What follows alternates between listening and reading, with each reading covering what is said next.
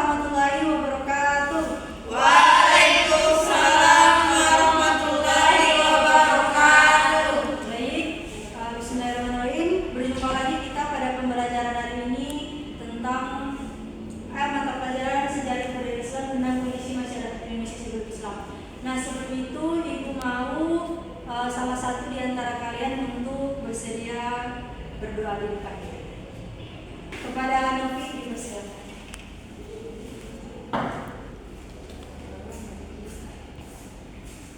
Teman-teman, sebelum kita mulai belajar pada hari ini, alangkah baiknya kita berdoa terlebih dahulu. Berdoa dimulai.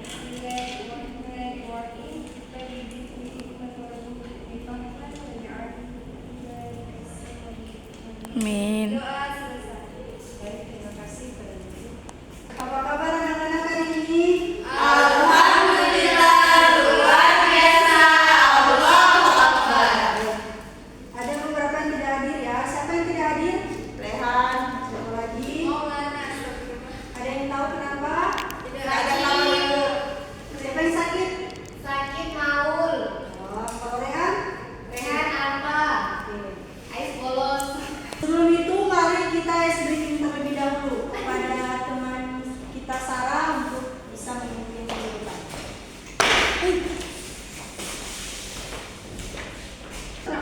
Tangan kanan, tangan kiri mempunyai jari, direntangkan, dibengkokkan, putar pergelangan, acuh depan, dilentikan, ayo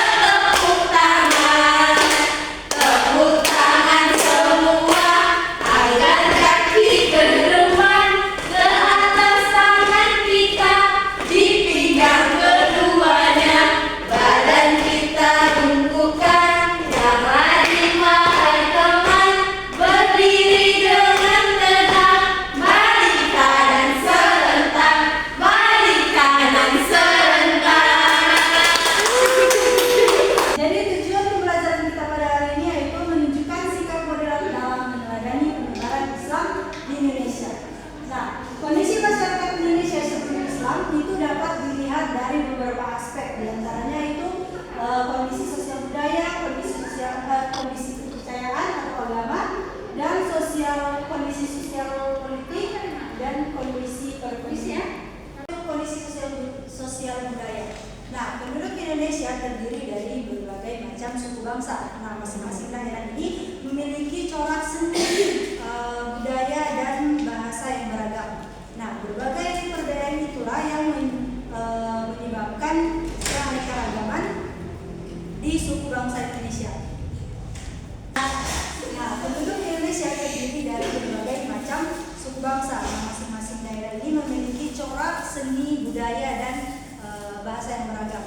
Nah, berbagai perbedaan itulah yang menyebabkan keanekaragaman suku bangsa di Indonesia. Keanekaragaman atau pluralitas itu merupakan kekayaan bangsa yang harganya tidak dapat terlihat sehingga harus tetap dipertahankan dan dilestarikan. Kemudian yang kedua yaitu kondisi agama atau kepercayaan. Masyarakat yang tinggal di Indonesia itu telah mengenal agama atau kepercayaan. Nah, mereka itu memeluk agama Hindu, Buddha, dan kepercayaan kapitanya. Nah, agama Hindu ini lahir di India pada tahun 1500 sebelum Masehi dengan kitab suci Weda. Adapun agama Buddha dengan kitab suci Tripitaka-nya itu dia lahir di India kurang lebih pada tahun 500 sebelum Masehi. Nah, sementara itu kapitanya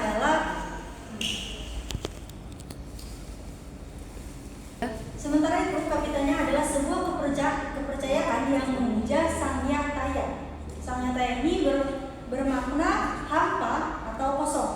Nah, mereka mendefinisikan Sangyataya ini Tuhan tidak dapat Tuhan itu tidak boleh diserupakan atau Sedangkan orientalis mengklasifikasikan kepercayaan nenek moyang Indonesia dalam dua jenis, yaitu animisme dan humanisme. Kemudian yang ketiga, kondisi perekonomian. Penduduk Indonesia sebelum Islam memiliki berbagai mata pencaharian. Di antara mereka ada yang berdagang, bercocok tanam, berternak, serta berlayar atau menjadi nelayan. Penduduk Indonesia mayoritas bercocok tanam, terutama yang tinggal di pedalaman. Adapun yang tinggal di kawasan pesisir serta rata-rata menekuni profesi sebagai nelayan dan pedagang. Indonesia terletak di daerah tropis sehingga mengalami hujan lebat dan sinar matahari yang hampir sepanjang waktu, yang merupakan elemen penting untuk bercocok tanam. Komoditas pertanian dan perkebunan sebagian besar dapat tumbuh di Indonesia yang notabene memiliki tanah subur melimpah.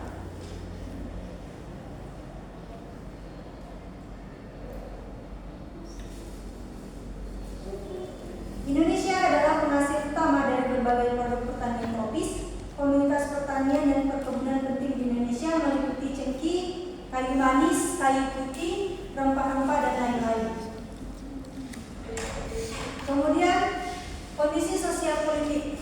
Sebelum Islam datang ke Indonesia pada abad ke-7 hingga abad ke-12, Sriwijaya mengalami masa kejayaan baik dalam bidang politik, sosial maupun ekonomi. Kejayaan yang dialami Sriwijaya sangat ditentukan oleh letak wilayah sebagai kerajaan maritim. Dalam hal ini, Sriwijaya merupakan bagian dari jalur perdagangan internasional sebagai pelabuhan, pusat perdagangan, dan pusat kekuasaan. Sriwijaya banyak dikunjungi oleh pedagang dari Persia, Arab, dan Tiongkok. Namun, memasuki abad ke-13, Sriwijaya menunjukkan tanda-tanda kemunduran. Kekayaan alamnya sudah tidak lagi menghasilkan dan kalah dengan Pulau Jawa. Untuk menyiasati hal ini, Sriwijaya menerapkan bea cukai yang mahal bagi kapal-kapal yang berlabuh. Tindakan Sriwijaya tersebut ternyata tidak memberikan keuntungan bagi kerajaan. Kita akan menggunakan metode everyone is teacher here. Artinya Ibu, semua di sini adalah guru. Jadi kalian akan membuat soal. Ibu akan memberikan kertas ini kepada kalian dan kalian akan memberikan soal terkait dengan materi yang Ibu bahas tadi. Tunggu. Jakat baik.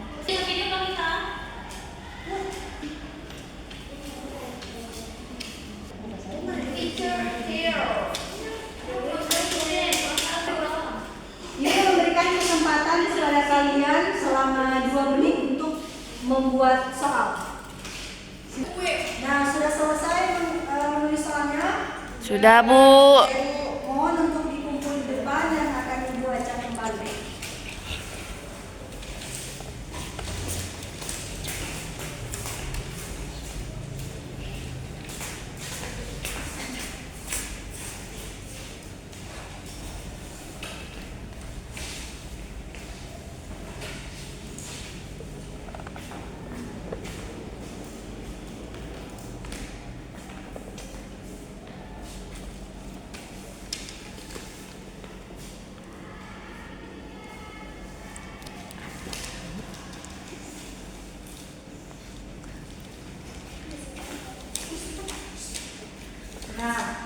Ibu meminta satu orang di antara kalian yang siap untuk maju ke depan membacakan soal yang sudah Ibu bagikan serta dengan jawabannya.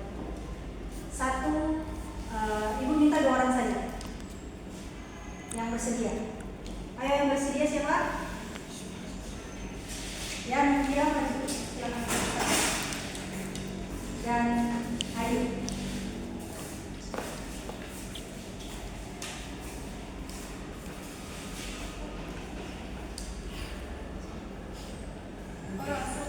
Apa saja mata penduduk Indonesia seluruh Islam, yakni berdagang, beternak, berlayar, dan nelayan.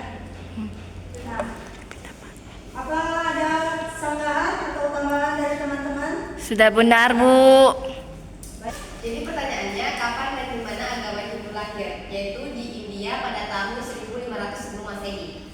Nah, betul. Ada yang ingin menambahkan? Tidak, Bu.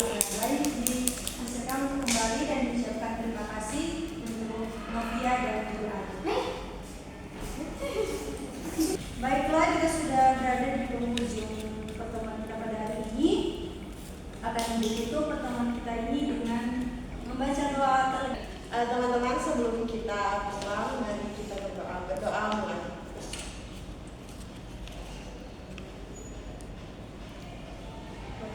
Amin. Terima kasih. Ini pertemuan kita pada hari ini. Kita sampai bertemu lagi di pertemuan berikutnya. Wassalamualaikum warahmatullahi wabarakatuh. Waalaikumsalam.